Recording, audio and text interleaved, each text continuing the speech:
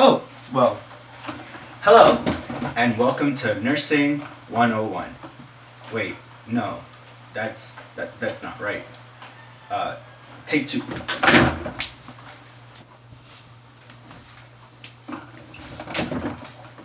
Take two. Action. Hello, welcome to Protestant Reform 101. Today we'll be discussing a little bit about what does the Protestant Reform mean and what are its historical significance. Okay, so bear with me a little bit. I am, for all argument's sake, Martin Luther, right? I am to be a lawyer.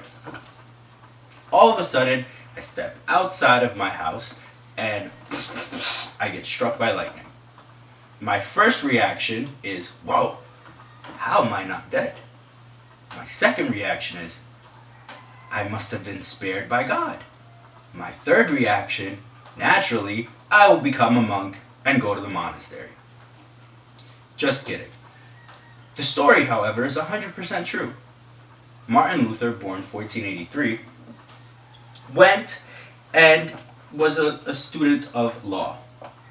One day, the story goes that he goes outside, gets struck by lightning, devotes his life as a monk, and voila, we are at the beginning of the Protestant Reform. Again, just kidding. The Protestant Reform didn't happen until mid-1500s. And it didn't happen until Martin Luther got fed up with the Catholic Church way of running things. He then nailed a 95 Thesis to the door against the way the Catholic Church was run. The most important thing that one could say about the Protestant Reform was that it allowed for different sects of religion to come about. See, back in the mid-1500s, early to mid-1500s, the Catholic Church was absolute all. It was the one and only, as to say that the most powerful thing or organization of that time. So it's really interesting that Martin Luther defies the church because he himself thinks that they're not doing a good job for the salvation and the souls of the people.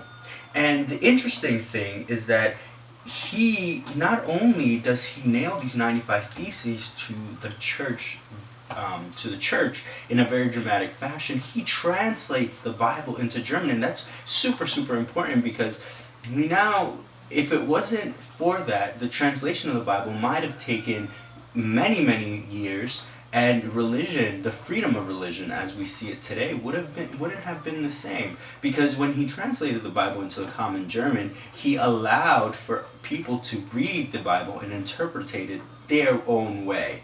You see, back in the day, the Catholic Church was so controlling that the only ones who were able to, or allowed, or even able to read the Bible were the priests, because it was in full Latin. So the fact that he translated the Bible from Latin into the common German language, it allowed for the common people, the peasants, to read the Bible.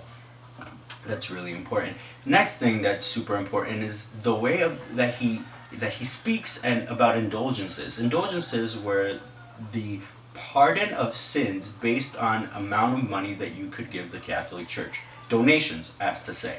And this is really interesting because if you murdered someone, you were allowed to just buy a pardon and be on with your merry way.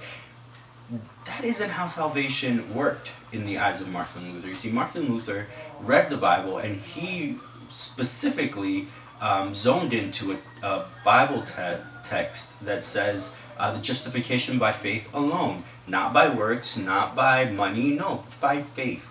And in the Latin, if I'm not mistaken, it's sola fide, which is like only faith, literally translation, only faith can save you. So the fact that Martin Luther understood that and brought it to the people and told them, hey, wait, hold on, pause. You don't have to keep buying and spending all your money on these indulgences. You just have to live by faith.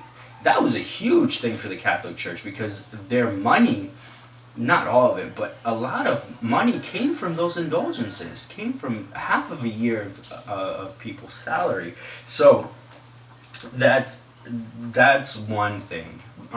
So when we look at this, when we look at the different things that Martin Luther did for us today, we could simply say he gave us freedom of religion. He gave us separation of state and church, because the church was brought in to politics so much during this 1500 era that when he came out with the reform, there was a civil war, an actual civil war, and dukes started to side with Lutheranism, and they started to side with this new message because it was more convenient to them. So when we look at this in the way that the Protestant reform not only brought politic freedom, religious freedom, it also brought the Word of God into the common English. Well, German. But however, it's still, from German to English, the translation became a little bit easier because now people were able to say, well, I have the Bible in German, I can translate it into English, as we know it today. Of course, it wasn't like that. Come to think about it, how hard must it have been to translate the Bible from Latin to German? Oh, anyways, side note. That is all for today, and if you have any questions, ask Perry.